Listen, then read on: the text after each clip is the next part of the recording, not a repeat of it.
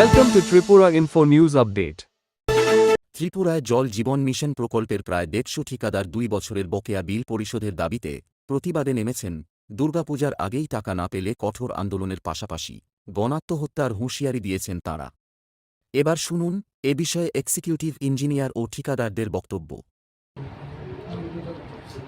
জলজীবন মিশনের শিবহর জেলা ডিস্ট্রিক্টের যারা যারা জলজীবন মিশনে কাজ করে ওরা আজকে আমার এখানে এসেছে।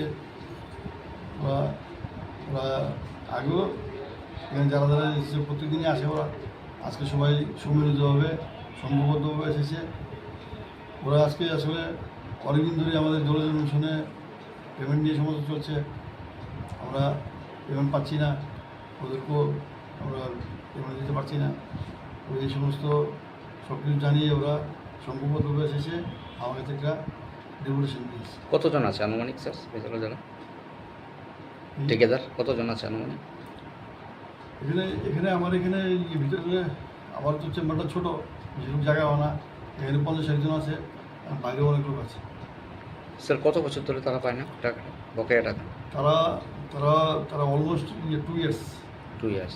আবার কিছু কিছু কাজ যারা মানে অর্ধ সমাপ্ত হয়েছে সেই কাজগুলির জন্য যারা গভর্নমেন্টের ক্ষতি হচ্ছে তারা করতে পারছে না, এই বিষয়টা নিয়ে আমাদের এখানে অনেক কাজই 10%, 50%, 20% আটকে আছে।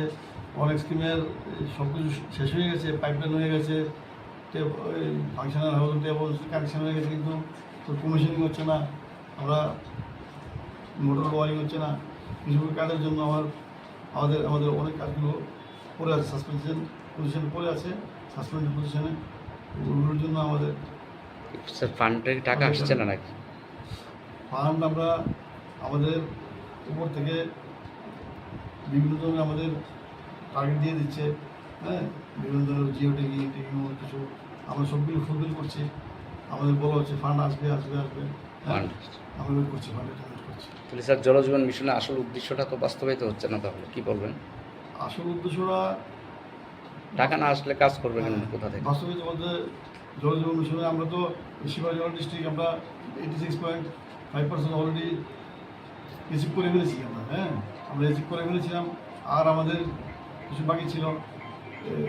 আমি পার্সোনালি মনে করি এই ফান্ডের সমস্যাটা না থাকলে এর 100% হয়ে যেত।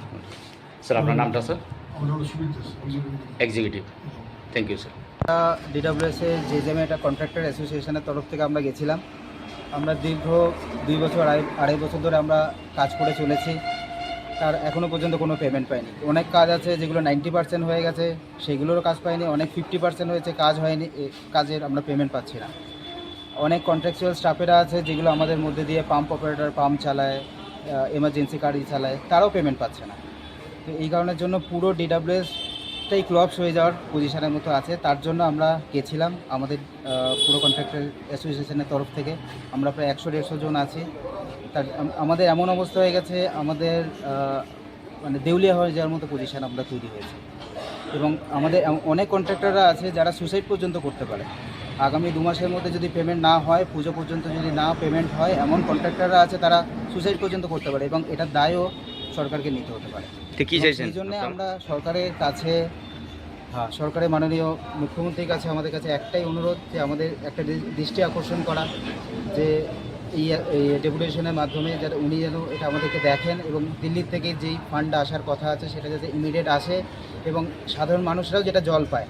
কারণ এরপর আমরা রাস্তা অবরোধের মধ্যে নামতে পারি, এরপর আমরা ঘেরাওয়ের মধ্যে যেতে পারি, সেসবগুলো আমরাও চাই না। আমরা অনেক ভালো ফ্যামিলির থেকে বিলং করি, সেগুলো আমরা আমাদের মধ্যে থেকে না এনে আমরা এটা তাড়াতাড়ি যাতে কাজটা সুষ্ঠুভাবে সম্পন্ন হয় সেটা আমরা চেষ্টা করি। স্যার কি বলেছে?